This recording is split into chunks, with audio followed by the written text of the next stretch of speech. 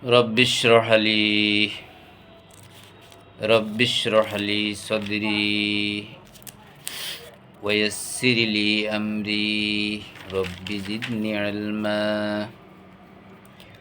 রব্বি ইন্নী আউযু বিকা আন আসআলাকা মা লাইসা লি বিহি ইলমুন ওয়া ইল্লা তাগফিরলি ওয়া তারহামনি আকুম মিনাল খাসিরিন রব্বি ইন্নী লিমা আনজালতা ইলাইয়া মিন খায়রিন ফাকির রব্বি আউযু বিকা মিন হামাযাতিশ শায়াতিন ওয়া আউযু বিকা রব্বি আন ইয়াহদুরুন আউযু বিল্লাহি আন আকুনা মিনাল জাহিলিন ফাইযা ক্বরা'তাল কুরআনা ফাসতা'iয বিল্লাহি মিনাশ শাইতানির রাজীম বিসমিল্লাহির রহমানির রহিম ফালাম্মা যাহাবা আন ইব্রাহিমার রাউ'উ ওয়া জাআতহুল বুশরা ইউজাদিলুনা ফি কওমি লূতিন ইন্না ইব্রাহিমা লাহালিমুন আওয়াহুম মুনীব। সূরা হুদের 11 নং সূরা হুদের 73 নং আয়াত থেকে আজকে অর্থসহ তেলাওয়াত করছি।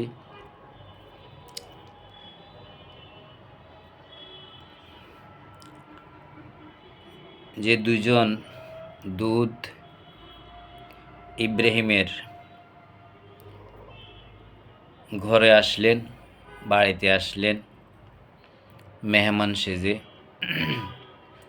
দুজনকে মেহমানদারির জন্য যখন খানা সামনে দিলেন আর তারা যখন তাদের খানার দিকে তাকাচ্ছে না, খাচ্ছে না, এতে তিনি ঘাবড়িয়ে গেলেন, অবাক হলেন। পরে তারা পরিচয় দিয়েছেন যে আমরা খেতে আসি নাই, আমাদেরকে লূতের সম্প্রদায়ের জন্য, লূতের জাতির জন্য পাঠানো হয়েছে এবং তার স্ত্রীর জন্য। সুসংবাদ নিয়ে এসেছেন ইব্রাহিমের কাছে, তার মধ্যে এটাও একটি। আর একটা সুসংবাদ হচ্ছে আপনি সন্তানের বাবা হবেন। সেখানে তার স্ত্রীও ছিলেন উপস্থিত। শুনে হাসলেন এবং বললেন যে আমার যে বয়স, সন্তান হওয়ার যে সময়, এই সীমা তো অতিকাল হয়ে গেছে, অতিক্রম করে ফেলেছে। এই বয়সে আমার কিভাবে সন্তান হবে, যেহেতু আমার স্ত্রী বন্ধা, অন্যদিকে বৃদ্ধ, ওয়াহাজা বা আলী শাইখান, আবার ইব্রাহিমও বৃদ্ধ। ইন্না হাযা লা শাইউন আজীব। এসব কথাবার্তা শুনে তো আশ্চর্য মনে হচ্ছে। তখন মেহমান দুইজন যে ফেরেশতাদেরকে পাঠালেন, তারা বললেন আল্লাহর দয়া, আল্লাহর অনুগ্রহ, আল্লাহর বরকত আপনাদের উপরে আরোপিত হয়েছে। আল্লাহ প্রদান করছেন, দান করছেন। আল্লাহ আপনার পরিবারকে ইসহাক এবং ইসহাকের বংশ প্রজনন বৃদ্ধি পাবে, তার মধ্যে একজন থাকবে ইয়াকুব। এসব সুসংবাদ দিলেন। এসব সুসংবাদ পেয়ে যখন একরকম তিনি আশ্চর্য হলেন, হতবাক হলেন, তখন বলছেন আল্লাহ রহমত দিয়ে, করুণা দিয়ে, দয়া দিয়ে আপনাকে পরিপূর্ণ করে দিলেন আপনার পরিবারকে, যিনি সকল সম্মানিত একজন কৃতজ্ঞতা পাওয়ার যোগ্য, আল্লাহকে বললেন যে আল্লাহ সবচেয়ে সম্মানিত। এবং আমরা যেরকম সূরা ফাতিহার মধ্যে বলি আলহামদুলিল্লাহি রব্বিল আলামিন, কৃতজ্ঞতা পাওয়ার একমাত্র যোগ্য, একমাত্র উপযুক্ত হচ্ছেন একমাত্র আল্লাহ। কৃতজ্ঞতা পাওয়ার যোগ্য সৃষ্টি জগতার কারণেই মানুষ মানুষের প্রশংসা করবে কোনো স্বার্থ উদ্ধার হলে, বা কোনো ভালো কামনা করলে, বা কিছু পেলে। আবার যখন পাবে না তখন আবার দুর্নাম করবে। সুনাম, দুর্নাম, গুণ, কীর্তন এগুলো মানুষ মানুষের জন্য করবে। কিন্তু আল্লাহ সৃষ্ট জগতের মালিক, পুরো বিশ্ব জগৎ আল্লাহ নিয়ন্ত্রণ করছেন, আমাদেরকে আল্লাহ নিয়ন্ত্রণ করছেন। আল্লাহ যত যা কিছু সৃষ্টি করছেন সবগুলো মানুষকে উদ্দেশ্যে সৃষ্টি করা হয়েছে। আরও যে সমস্ত জীবজন্তু, চতুষ্পদ প্রাণী সৃষ্টি করা হয়েছে, এদেরকেও আল্লাহ পরিচালিত করেন। এদের রিজিকের ব্যবস্থা আল্লাহ করে দেন, আমাদের রিজিকের ব্যবস্থা আল্লাহ করে দেন। যে সমস্ত সৃষ্টি থেকে আমরা যে সমস্ত উপকার উপভোগ করি, তার প্রত্যেকটার জন্য যিনি কৃতজ্ঞতা পাওয়ার একমাত্র যোগ্য, তিনি হচ্ছেন আল্লাহ। এটি আমরা সূরা ফাতিহার প্রথম আয়াতে বলে থাকি। তো এখানে ইন্নাহু হামিদুম মাজিদ, তিনি সম্মানিত, মাজিদুন সম্মানিত, কৃতজ্ঞ, সম্মানিত একজন কৃতজ্ঞ। যেহেতু ইব্রাহিম ছিলেন একজন সৎপথের পথিক, বিভিন্ন পরীক্ষায় তিনি উত্তীর্ণ হয়েছেন। তো এই যে একজন উপকার করলে কৃতজ্ঞতা স্বীকার করতে হয়, তো আল্লাহ তার প্রত্যেকটা পরীক্ষাতে উত্তীর্ণ হয়ে আল্লাহ তার প্রতি যে সন্তুষ্ট, এই শেষ বয়সেও আল্লাহ সেই কৃতজ্ঞতা স্বরূপ, যেহেতু আল্লাহ একজন সম্মানিত, সেই কৃতজ্ঞতা স্বরূপ তাকে সম্মান দিলেন, তাকে সন্তান দিলেন। আর সেই সন্তানের প্রজন্ম অব্যাহত হতে হতে বহু নবী রাসূল এই ইব্রাহিমের বংশে এসেছে। ফালাম্মা যাহাবা আন ইব্রাহিমের রাউউ, এরপরে যখন ইব্রাহিম থেকে এই আশঙ্কা চলে গেলেন, আশঙ্কামুক্ত যখন হলেন, যখন জানতে পারলেন যে এরা ফেরেশতা, সুসংবাদ নিয়ে আসলেন। একদিক দিয়ে ইব্রাহিমের জন্য সুসংবাদ, অন্য দিক দিয়ে লুত রাজ্যের জন্য যে সুসংবাদ, এটাও তাকে জানিয়ে দিলেন যে লুত রাজ্যকে কিভাবে ধ্বংস করে দেওয়া হবে, লুতের সম্প্রদায়কে কিভাবে বিনাশ করে দেওয়া হবে, এই সুসংবাদটাও তাকে শোনানো হয়েছে। ওয়াজা আতুহুল বুশরা ইউজাদিলুনা ফি কওমি লুতিন, যখন সুসংবাদটা আসলো, সন্তানের সুসংবাদ পেলেন, সন্তানের গর্ভে আরও বিভিন্ন সন্তান হবে, নবী হবে, রাসূল হবে, এসব সুসংবাদ পেলেন। পাওয়ার পরে তিনি আশঙ্কামুক্ত হলেন। তার মনে যে ভয় ছিল, যে আতঙ্ক ছিল, এগুলো দূর হয়ে গেল, কেটে গেল। এখন তো তিনি বুঝতে পারলেন যে এরা আল্লাহর প্রেরিত দূত, ফেরেশতা। তখন সে সুসংবাদ, যে লুতের যে সুসংবাদ, এই সুসংবাদ যখন শুনলেন, তখন তিনি ফেরেশতাদের সাথে এক ধরনের তর্কাতর্কি যাকে বলে, বাদ বাড়াবাড়ি যাকে বলে, অর্থাৎ তিনি চাচ্ছেন না যে এই লুতের এ রাজ্য, লুতের এই সম্প্রদায়, লুতের এই গোষ্ঠী, এই জনপদ এত একসাথে এভাবে সব ধ্বংস হয়ে যাক, এটা তিনি চাচ্ছেন না।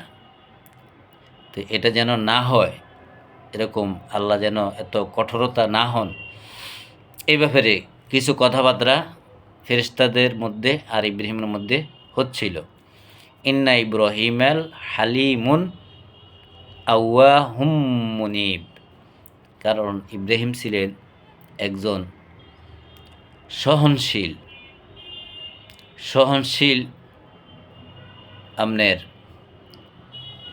একদম নরম মনের নরম মনের একজন মানুষ,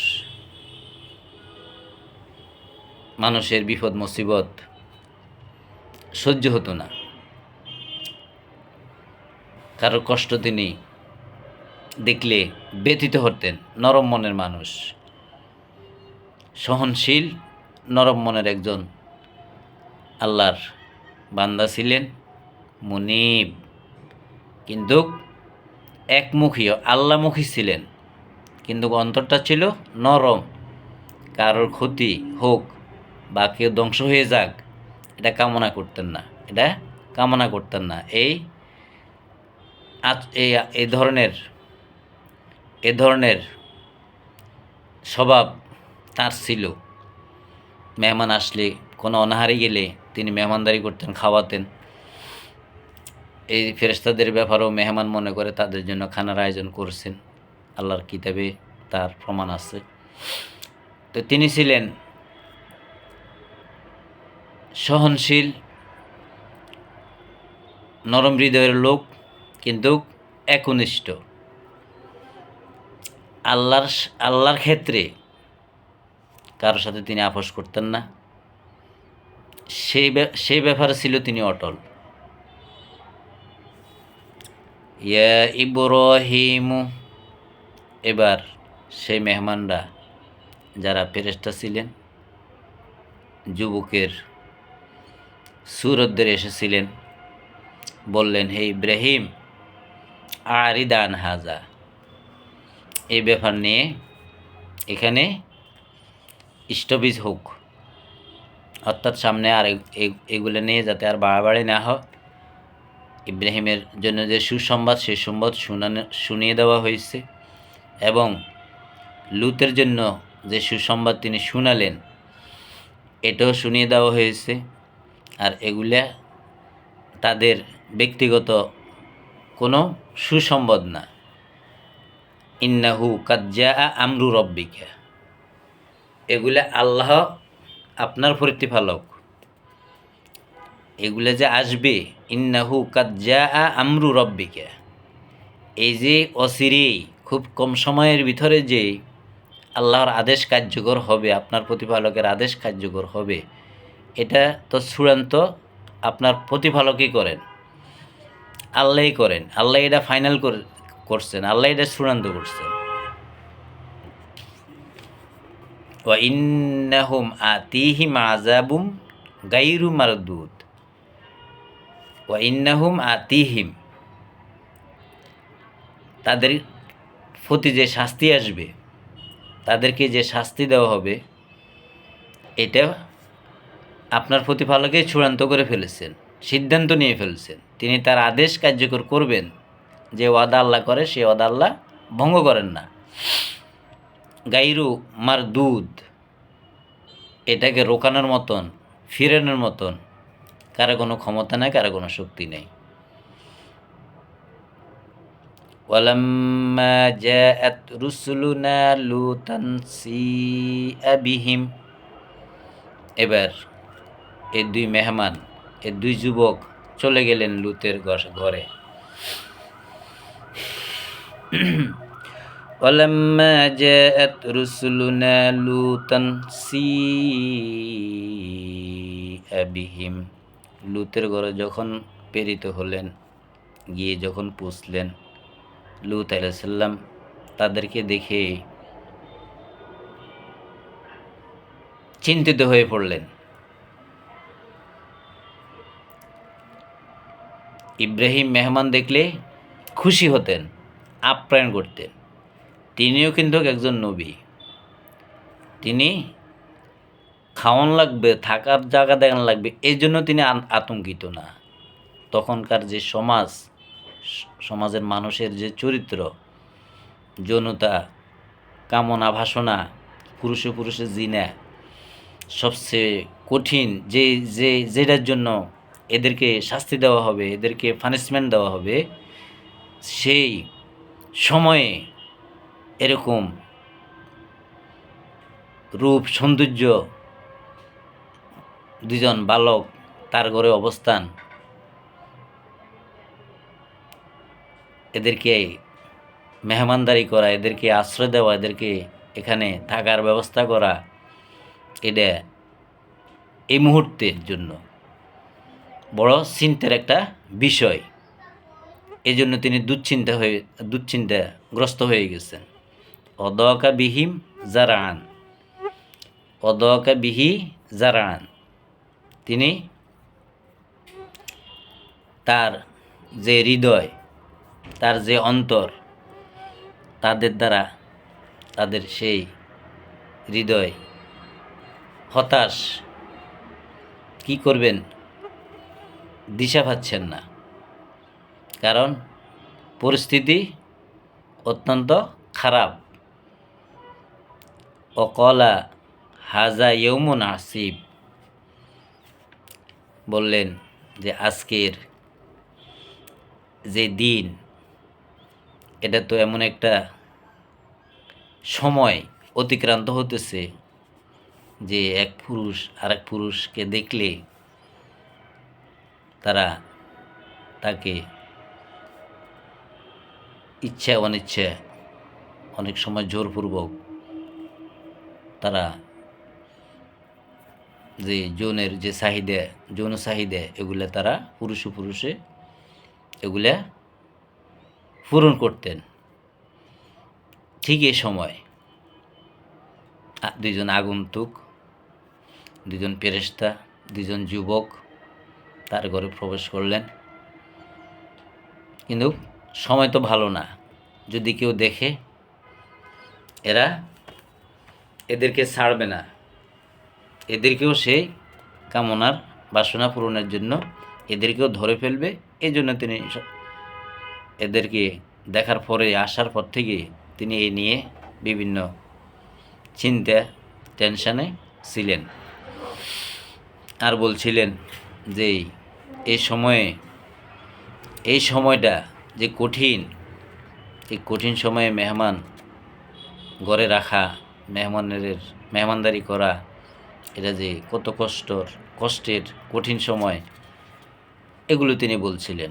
ওয়াজা আহু কাউমুহু ইউহ রাউনা ইলাইহি, ওয়াজা আহু কাউমুহু, সেই সম্প্রদায় লুতের সে জাতি শুনে ফেলল, দেখে ফেলল সেই দুই যুবককে, যে দুই যুবক লুতের ঘরে এসে অবস্থান নিয়েছে। শোনা মাত্র তারা দ্রুত সেখানে পৌঁছে গেল, দৌড়িয়ে তাড়াতাড়ি করে চলে এলো। অমিন কবলু কানু ইয়ামালুনা সাইয়্যাতি, ইতিপূর্বে যেসব অপকর্মে তারা কামনা, যে সমস্ত যৌন মিলনে, যে পুরুষে যে জিনা, যেগুলো তারা ইতিপূর্বে করছিল, সেগুলো করার উদ্দেশ্যে তারা শোনামাত্র যে দুইজন সুন্দর যুবক লুতের ঘরে অবস্থান নিয়েছে, এটা শোনামাত্র দৌড়িয়ে তারা লুতের ঘরে এসে ঢুকে গেলেন।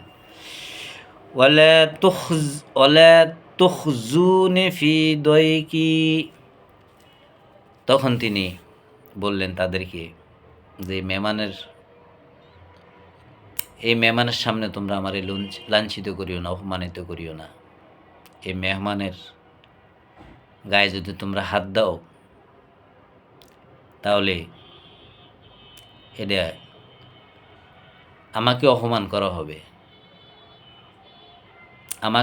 করা হবে, তোমরা আমার মেহমানের প্রতি এই আচরণটা করো না। আলাইসা মিনকুম রাজুলুন রশিদ, খুব যেহেতু তিনি চেষ্টা করছেন দুইজন যুবককে এদের যে যৌনতার যে আক্রোশ, এটা থেকে বাঁচানোর লাগে, তখন তিনি এক পর্যায়ে রেগে গিয়ে বললেন যে তোমাদের মধ্যে কি একজন ভালো পুরুষও নাই, ভালো লোকও নাই, যে সবাইকে একটু বুঝিয়ে আমার এই মেহমানগুলোকে সেভ করবে, আমাকে বেজ্জুতি না করে, অপমান না করে, যে আমার ঘরে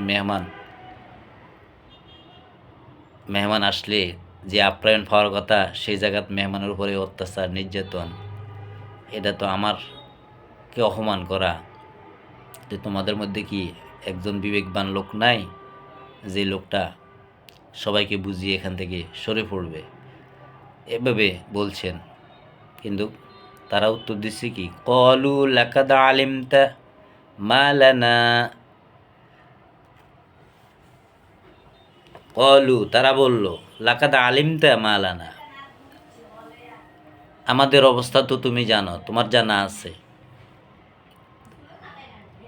আমাদের চরিত্র কেমন, আমরা কি চাই, আমাদের চাহিদা কি, এগুলো তো তুমি জানো, তুমি সব তোমার জানা শুনে। ফি বানাতিকা মিন হাক্কিন, ফি বানাতিকা মিন হাক্কিন, তোমার ঘরে যে মেয়ে সন্তান আছে এগুলো তো আমাদের কাছে বৈধ ন, মানে আমরা মেয়েদের সাথে সঙ্গম করি না, আমরা মেয়েদের সাথে সঙ্গম করি না, মেয়েদেরকে দিয়ে আমরা যৌন চাহিদা মিটাই না, আমরা পুরুষদের সাথে যৌন মিলন করি, এটা তো তুমি জানো।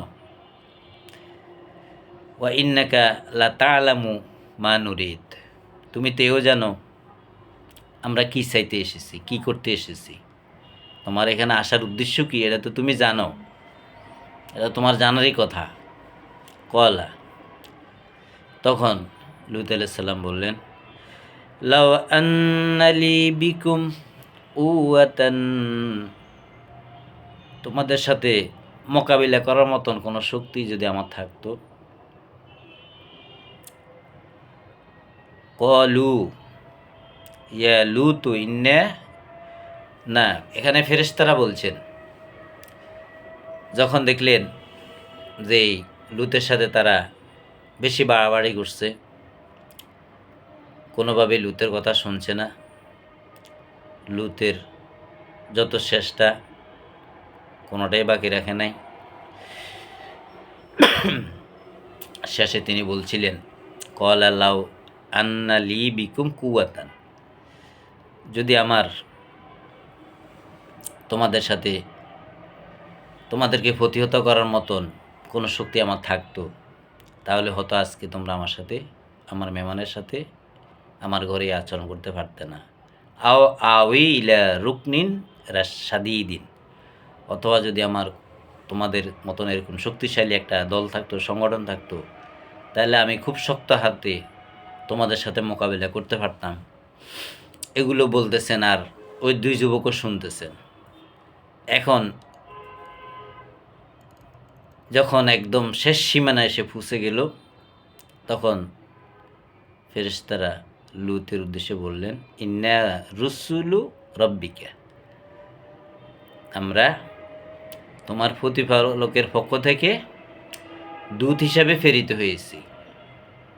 পরিচয় দিয়ে ফেললেন যে আমরা ফেরেশতা, পাঠানো হয়েছে তোমার প্রতিপালক আমাদেরকে পাঠাইছে, লান ইয়াসিলু ইলাইকা, এরা তোমার কাছেও পুষতে পারবে না, তোমার কোনো ক্ষতি করতে পারবে না, এরা তোমার ক্ষতি করতে পারবে না, আমাদেরকে ক্ষতি করবে এটা তো থাক দূরের কথা, তোমার কাছেও তারা ঘেঁষতে পারবে না।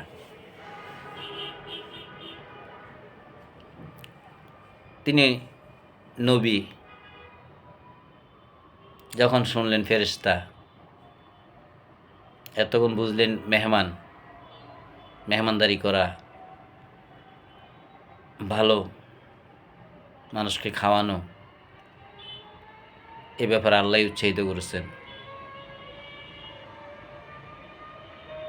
তাছাড়া তিনি একজন নবী, ইব্রাহিমও মেহমান দেখলে খুশি হতেন, আপ্যায়ন করতেন, মেহমানদারি করাতেন। এটা সকল যুগের সকল নবীদের স্বভাব ছিল, মেহমানকে কোনোভাবে যতটুকু সম্ভব মেহমানদারি করতেন।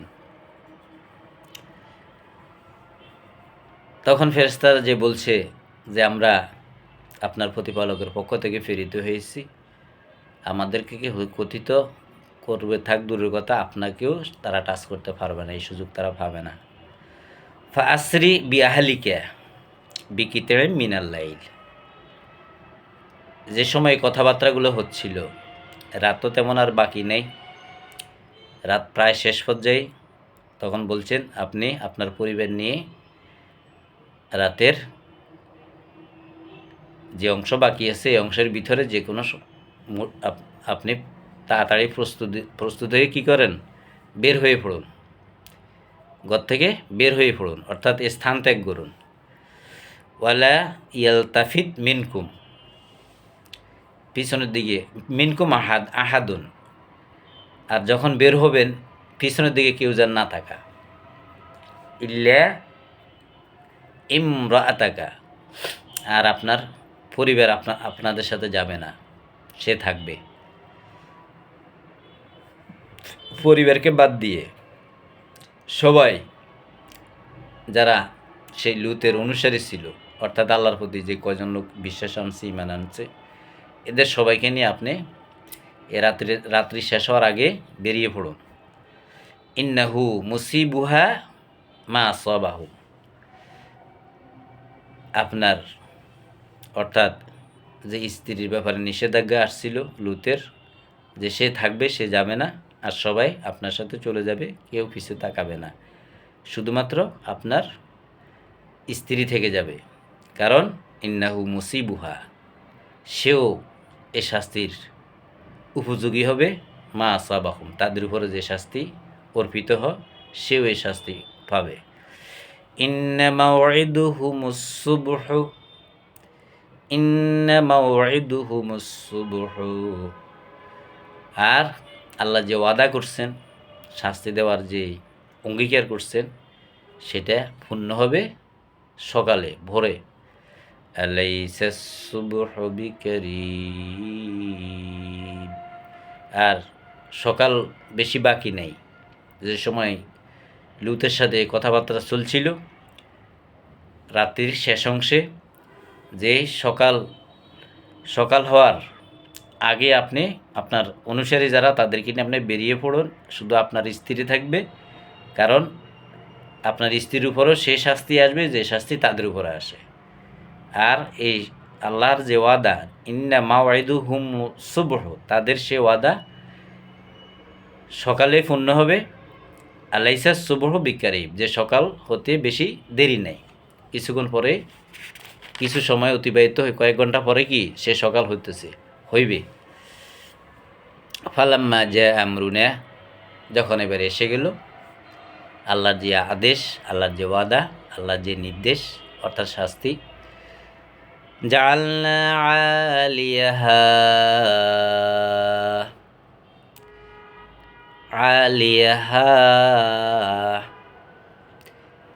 যে জায়গার উপরে তারা যাদের অবস্থান যে জায়গার উপরে ছিল,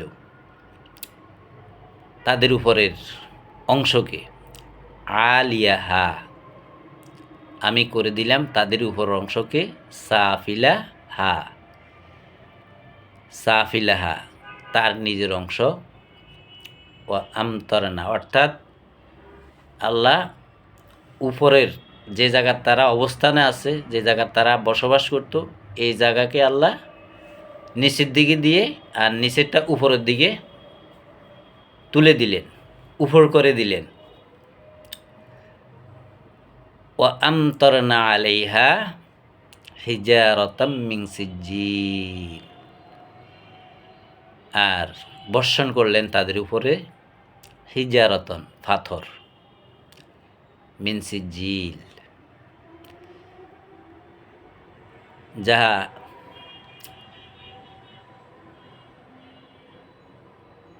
মিন সিজ্জিল সূরা ফিলের মধ্যে যে হস্তি বাহিনীকে যে পাথর দিয়ে আল্লাহ ধ্বংস করলেন, সেখানেও মিন সিজ্জিলিন ব্যবহার করছেন। এই মিন সিজ্জিলের অর্থ হচ্ছে যাহা বারবার ফোড়ানো পাথর, খুব শক্ত পাথর।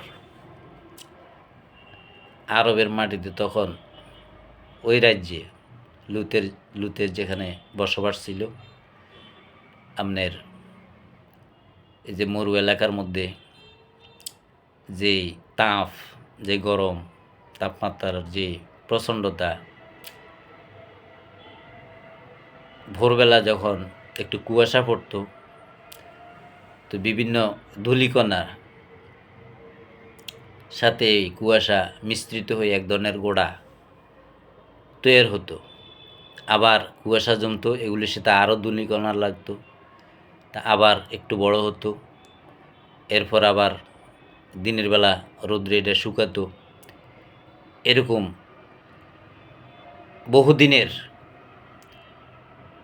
আস্তে আস্তে বেড়ে ওঠে যে পাথরগুলো একবার ভিজে, সেখানে একবার এই ভিজে জায়গার মধ্যে আবার ধূলিকণা আটকে, এরপরে রৌদ্রে আবার শুকায়। এভাবে এক একটা পাথর বড় হতে অনেক দিন লাগে। তো এরকম পাথর, শক্ত পাথর আল্লাহ তাদের উপরে বৃষ্টির মতন নিক্ষেপ করলেন। মানদুদ, স্তরে স্তরে, আস্তে আস্তে, দাফে দাফে যে পাথর তৈরি হয়। আমি ইতিপূর্বে যে কথাটা বলছিলাম,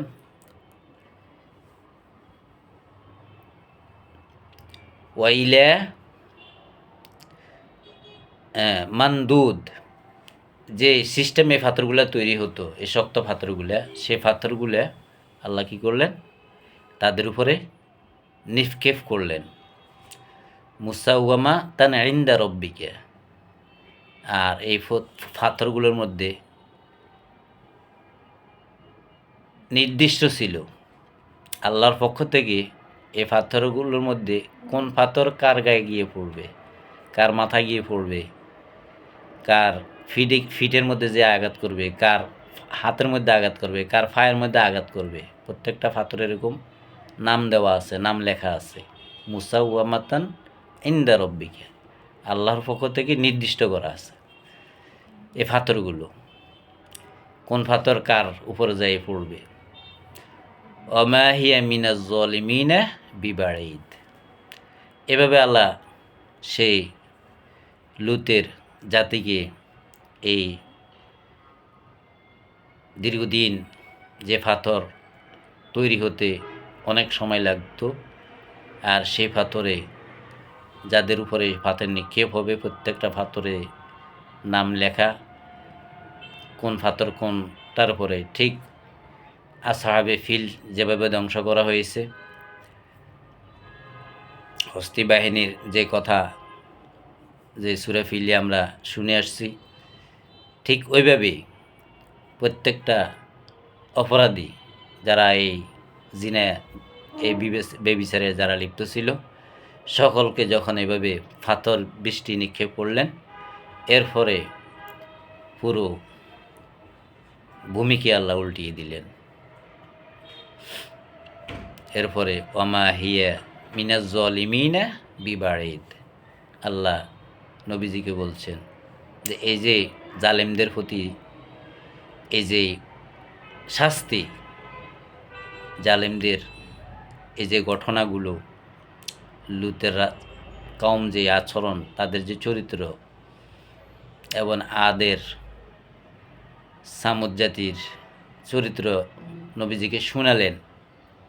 শেষ যে লুতের কওমের যে শাস্তি, এটা শুনালেন যে এই যে যা শুনানো হয়েছে এগুলো বেশি দীর্ঘদিনের ইতিহাস না, খুব অল্প দিন আগের, কয়েকশো বছর আগের ইতিহাস, যেগুলো এখনও তখন এটা প্রচলিত ছিল যে কোথাও একটা দুর্ঘটনা ঘটলে, অ্যাক্সিডেন্ট ঘটলে, যেরকম এখন যান্ত্রিক যুগ, আমরা অল্প সময়ের ভিতরে ফেসবুক, ইউটিউবে বিভিন্নভাবে আমরা জানতে পারি।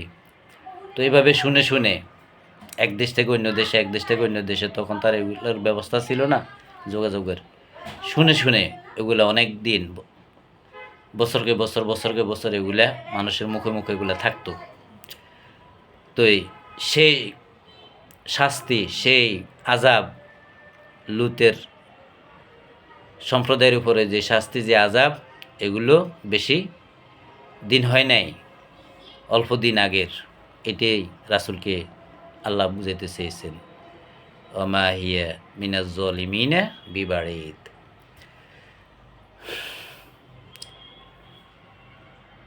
৮৩ নং আয়াত পর্যন্ত এখানে শেষ করা হলো। সামনে অন্য প্রসঙ্গ নিয়ে আল্লাহ কথা বলছেন। সামনের ভিডিওতে সে আয়াত নিয়ে তেলাওয়াত শুরু হবে। সূরা হুদের প্রথম আয়াত থেকে ৮৩ নং আয়াত পর্যন্ত অর্থসহ কয়েকটি ভিডিওতে তেলাওয়াত হয়েছে। এই ভিডিওটাও যারা শুনবেন, মনোযোগ দিয়ে শুনবেন। আমার এই তেলাওয়াতে, কথাতে আল্লাহ যদি কোনো ভুল ত্রুটি হয়ে থাকে, আল্লাহ আপনি আমাকে ক্ষমা করে দিয়েন। নিশ্চয় আপনি ক্ষমাশীল এবং আপনি দয়ালু। আর আপনি যদি আমাকে ক্ষমা না করেন, আমি ক্ষতিগ্রস্ত হব। ইয়া রাব্বুল আলামিন, আপনি আমাকে ক্ষমা করে দেন। ইন্নাকা আনতাস সামিউল আলিম। রব্বানা ইন্নাকা সামিউদ দুআ। আলহামদুলিল্লাহি রাব্বিল আলামিন।